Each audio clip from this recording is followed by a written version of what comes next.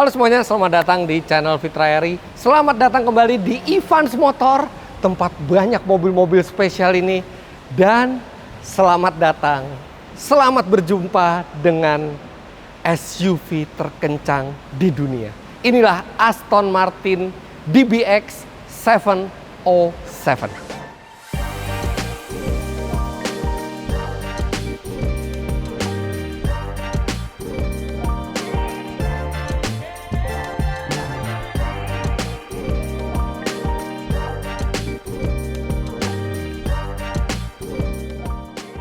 Mobil ini disebut terkencang di dunia karena top speednya mencapai 310 km per jam.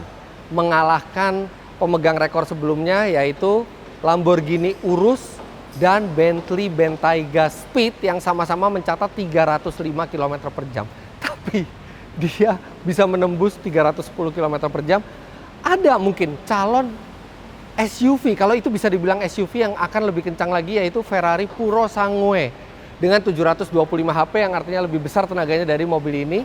Tapi Ferrari sendiri tidak mau menyebut mobil itu sebagai sebuah SUV. Dan memang kalau dibandingkan DBX 707, Purosangue itu lebih rendah. Dia lebih mirip seperti hatchback crossover, bukan SUV seperti DBX ini. Jadi senang sekali rasanya SUV yang menyandang gelar terkencang di dunia ini sekarang sudah hadir di Indonesia, karena mobil ini juga baru diluncurkan di 2022 dan Evans Motor di akhir 2022 sudah dapat memasukkan mobil ini, walaupun mungkin Anda menonton video ini di 2023. Sekarang kita akan lihat detail dari mobil ini. Nah, kalau kita bicara tentang performa, pasti kita harus bicara dulu tentang dapur pacunya. Nah, karena ini mesin AMG itu kan terkenal dengan one man one engine, sama ini juga one man one engine. Dan di sini ada plakatnya juga, walaupun tanpa tanda tangan, tapi ada orang yang bertanggung jawab untuk final inspection-nya. Dan di sini dengan bangga ditulis hand built in Great Britain. Jadi pemegang rekor kecepatan SUV sekarang dari Inggris. Sama ini lihat, ini kokoh sekali mounting suspensionnya, kemudian strut bar-nya ini benar-benar seperti disiapkan untuk kecepatan yang ultra tinggi. Sebenarnya detail terkencang di dunia untuk sebuah SUV ini kayaknya nggak pas kalau dipegang oleh Aston Martin sendirian. Karena faktanya mesinnya adalah mesin AMG. Jadi ini adalah Mercedes-Benz AMG. Ini sama unitnya dengan yang dipakai di Mercedes AMG GT. Dia 4000 cc V8 Twin Turbo. Sebenarnya DBX yang biasa juga memakai mesin serupa, tapi di sana hanya menghasilkan 550 HP dan torsi 700 Nm. Sedangkan di DBX 707 ini ball bearing dari turbonya diganti supaya turbonya bisa berputar lebih cepat. Exhaustnya diganti supaya lebih lancar pembuangannya. Kemudian program ECU-nya juga direvisi sehingga sekarang menghasilkan tenaga 707 HP, sama seperti namanya DBX 707. Dan torsinya meningkat sampai 900 Nm. Itu membuat mobil ini bisa melaju 0 sampai 100 km per jam dalam 3,3 detik saja sebelum melaju terus sampai top speed 310 km per jam. Namun DBX 707 bukan hanya berbeda di tenaga mesin dibandingkan DBX biasa, tapi juga ada sejumlah perubahan seperti ini. Melajukan sebuah SUV lebih dari 300 km per jam itu bukan perkara mudah. Mesin harus mengeluarkan semua kekuatannya dan aerodinamika mobil juga harus baik serta pendinginan harus maksimal. Makanya tampang dari DBX 707 ini berbeda dengan DBX biasa. Kalau DBX biasa itu seperti ini di layar. Nah, begitu di DBX 707 kelihatan grillnya besar sekali. Tapi tetap berbentuk seperti grill Aston Martin. Dan entah kenapa tetap terasa cocok gitu di mobil ini. Ini bahkan sampai bawah semuanya lubang-lubang asli yang memberikan pendinginan ke radiatornya yang besar ini. Nah, DBX sendiri itu adalah SUV pertamanya Aston Martin. Dan belum lama mereka mengeluarkan itu, mereka langsung mengeluarkan versi 707-nya yang luar biasa. Sekarang kita ke bagian samping. Nah, sementara di DBX biasa itu ban itu maksimal di 22 inci, Untuk 707 ini 23 inci. Lihat ini ukurannya 285 35 R23. Sedangkan yang belakang itu 325 30 ZR23. Kemudian untuk DBX 707 big brake kitnya itu standarnya sudah menggunakan karbon ceramik brake 6 piston. Dan ini besar sekali, 420 mm di depan dan 390 mm di belakang. Ya pastinya memang butuh pengereman yang cekatan kalau mobil yang beratnya dekat ke 2 ton ini bisa melaju sampai 300 km per jam. Di sini juga lubang-lubang asli, di sini juga lubang-lubang asli untuk memberikan pendinginan dan asupan udara. Kemudian bagian belakangnya juga berubah total, terutama di bagian bawah sini. Ini jadi double diffuser. Jadi ini ada diffuser dan ada 2 buah sayap. Dan ini bukan cuman sekedar kosmetik, ini adalah benar-benar yang bisa berfungsi untuk menghindari turbulensi udara di bagian bawah agar mobil itu di kecepatan yang sangat tinggi itu benar-benar menempel ke aspal. Knalpot kalau di DBX biasa itu hanya 2 kanan dan kiri, sekarang 2 di kiri, 2 di kanan, dan ini keren sekali. Knalpot aslinya ada di dalam, tapi juga 2 di kiri dan 2 di kanan juga. Kemudian ini lubang, ini juga lubang-lubang asli untuk mengeluarkan angin dari area bawah spakbor sini. Jadi semuanya aerodinamika ini bekerja, ducktail di belakang, kemudian sayap yang besar ini sangat esensial untuk membuat DBX 707 ini bisa melaju di kecepatan tinggi secara aman.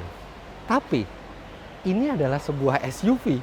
Jadi ketika Anda buka bagasinya ada lebih dari 600 liter penyimpanan di bagasinya, dan karena mobil ini menggunakan air suspension, dia juga bisa diturunkan dan bisa dinaikkan lewat tombol di sini. Nah, ini bisa dinaikkan, kemudian bisa diturunkan suspensinya, dan di bawah sini ini mestinya untuk ban serep, tapi mobil ini sudah tidak memakai ban serep, memakai tire repair kit, masih bisa untuk menyimpan barang yang besar lagi. Masih kurang, itu jok belakang juga bisa dilipat ke depan, jadi kepraktisannya masih benar-benar kepraktisan sebuah SUV. Tapi kalau dilihat secara keseluruhan, tampilan dari DBX 707 ini jauh lebih sangar dibandingkan DBX biasa. Secara sepintas Anda langsung bisa mengenali bahwa ini adalah DBX 707 dari grillnya yang besar, bumpernya yang beda, kemudian diffuser dan spoiler di belakang, serta bumper belakang yang juga jauh lebih agresif dibandingkan sebelumnya. Sekarang kita masuk ke belakang.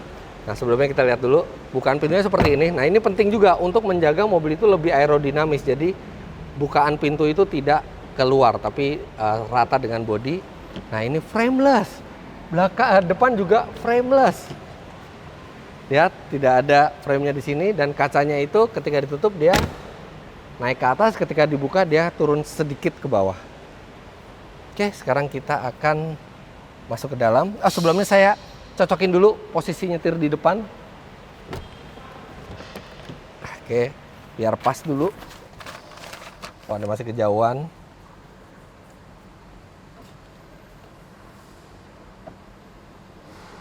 Nah, ini pas. Oke, sekarang kita pindah ke belakang.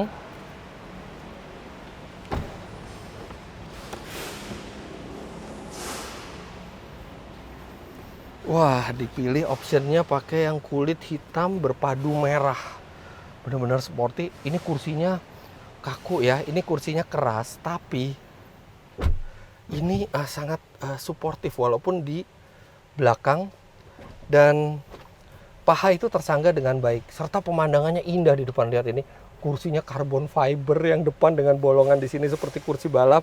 AC dual zone di belakang, jadi total 4 zone, 2 di depan, 2 di belakang, dan ada 2 buah USB slot. Legroomnya juga sangat memadai.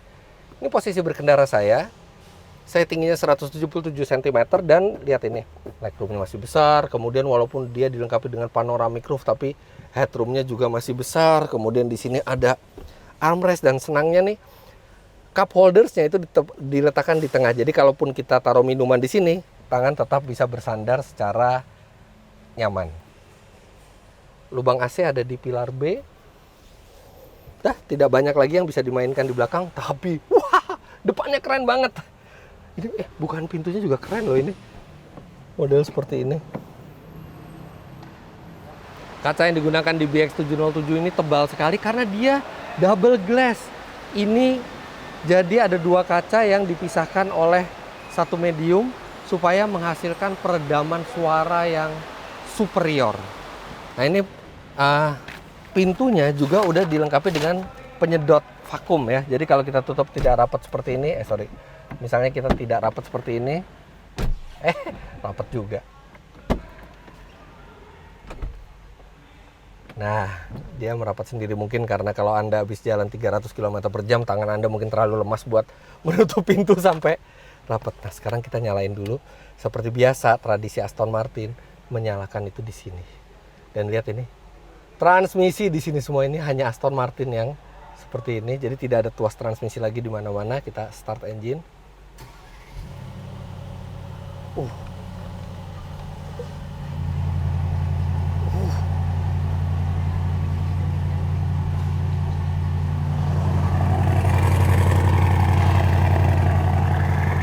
Suaranya ya, begitu cold start itu suaranya tuh bergemuruh.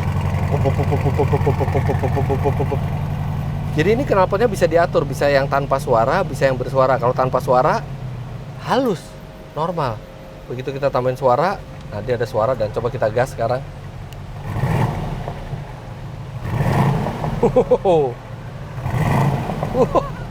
Sebenarnya ketawa saya bisa lebih keras lagi. Sayangnya dia ada soft limiter di 3000, jadi nggak bisa mengeluarkan tertawa terlalu keras karena begitu digas, ya udah dia berhenti di 3000. Tapi kita cuma bisa gas dikit-dikit aja. Suaranya tuh nggak nyaring, tapi berwibawa. Wah, V8 siap melarikan mobil ini. Mirip sih dengan yang di AMG GT ya suaranya, dan rumble-nya itu kerasa sekali di mobil ini. Instrumen full digital, keren. Nah, untuk entertainment systemnya, ini dia mengambil dari Mercedes-Benz. Jadi ini masih, ini bukan layar sentuh. Jadi, bentar ya. Mengoperasikan dari sini. Nah ini, mengoperasikan dari sini kita masuk ke home. Nah ini adalah user interface dan entertainment system dari Mercedes-Benz yang ikonnya sudah disesuaikan untuk Aston Martin, tapi pengoperasiannya sama seperti Mercedes-Benz. Menurut beberapa media memang kurang responsif, tapi it's okay, nggak terlalu masalah. Apalagi kalau Anda menaiki mobil ini, Anda tidak akan terlalu pusing dengan multimedianya, Anda akan lebih fokus ke berkendara. Cuman ini sayangnya dia tidak touchscreen. Di sini touchscreennya nggak bisa, semuanya dari sini. Jadi ini yang generasi agak lama ya dari Mercedes-Benz. Sayang, mestinya pakai yang paling baru, yang MBUX, tapi ini belum. Oke. Tapi di luar itu lainnya keren sekali, detailnya, material berkualitas, soft panel di mana-mana, piano black, carbon fiber, tombol-tombol yang diletakkan dengan sangat ergonomis, semuanya terjangkau dengan tangan. Tapi memang ketika kita mau menjangkau tombol-tombol ini, kalau tangan kita kena touchpadnya ini, dia di sini bereaksi juga. Kemudian di sini ada mode berkendaranya, ada individual, ada GT. GT itu buat jalan normal, ada sport plus, dan dia ada yang terrain. Wah, begitu ke sport plus, knalpot langsung masuk ke mode yang paling berisik, instrumen jadi merah semuanya. Oke.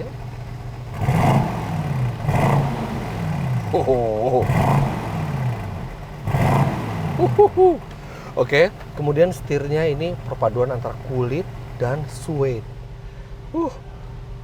fitur radar sudah lengkap semua. Di sini ada adaptive cruise control, ada lane keep assist, dan pedal shiftnya ini khas mobil sport, dibuat dari dry carbon dengan ukuran yang sangat panjang, dan dia tidak mengikuti setir. Jadi bagaimanapun Anda bermanuver, dia plus tetap di kanan, minus tetap di kiri. Ini sangat-sangat supercar sekali ya, supercar seperti Lamborghini semua itu steel di tempat ininya, pedal shiftnya. Yang lainnya normal, pengaturan lampu normal, rem parkir pasti sudah elektrik. Kemudian AC juga ini kelihatannya tombol-tombolnya semua, panel-panelnya ini diambil dari Mercedes-Benz. Memang mobil ini hasil kerjasama dengan Mercedes-Benz, tapi semuanya didesain sesuai dengan karakter dari Aston Martin. Posisi berkendara kita bisa atur secara tilt dan teleskopik setirnya menggunakan tuas di sebelah kiri, sama seperti Mercedes-Benz. Wah, ini pengaturan teleskopiknya jauh sekali ya.